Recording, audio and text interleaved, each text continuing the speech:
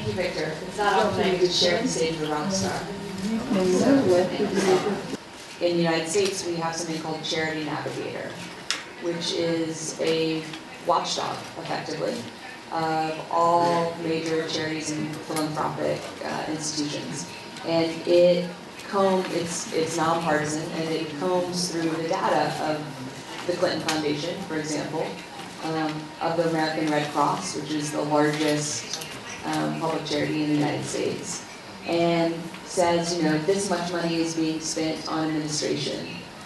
This much money is being spent directly on programs. If you invested $1, this dollar likely is currently being spent in A, B, or C place. And that's been really important. And I think because people then have confidence that say, you give money to the American Red Cross and you know that 92% of that money, so 92 cents of every dollar is being spent on a program, and 8%, which sounds about right, is being spent on the administration.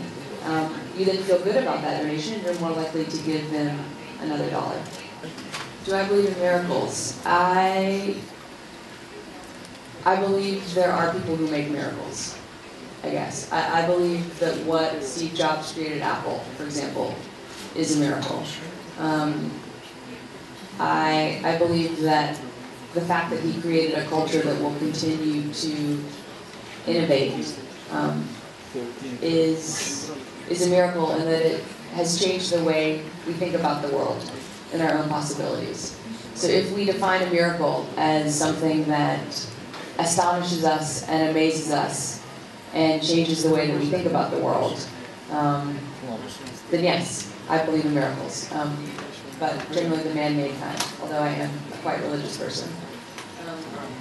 And when I think about whom I've met, or I guess not met, who impresses me most, I think I'll give 3 answers. One is a very personal one. My grandmother, who outside of my parents is the most important influence in my life, passed away a couple months ago. And she was my mother's mother, and she lived her dream, which was to provide a different life for her family than what she'd been given. And particularly as a woman who was born in 1919, which is the same year that women got the right to vote in the United States, she dreamed that her daughter would grow up and help create a very different country.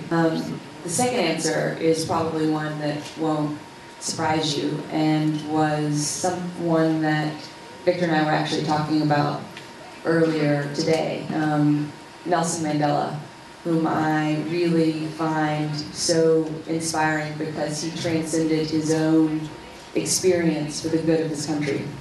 The third, probably most inspiring kind of group of people that I know, and this is sort of the group, are the people that I know in Silicon Valley. Because they're really creating the future, and they're imagining the world that we'll all inhabit, next year, in the next decade, and arguably even in the kind of next decades to come. Because what they're creating there isn't only changing the way that we communicate, it's changing the way that we politically organize.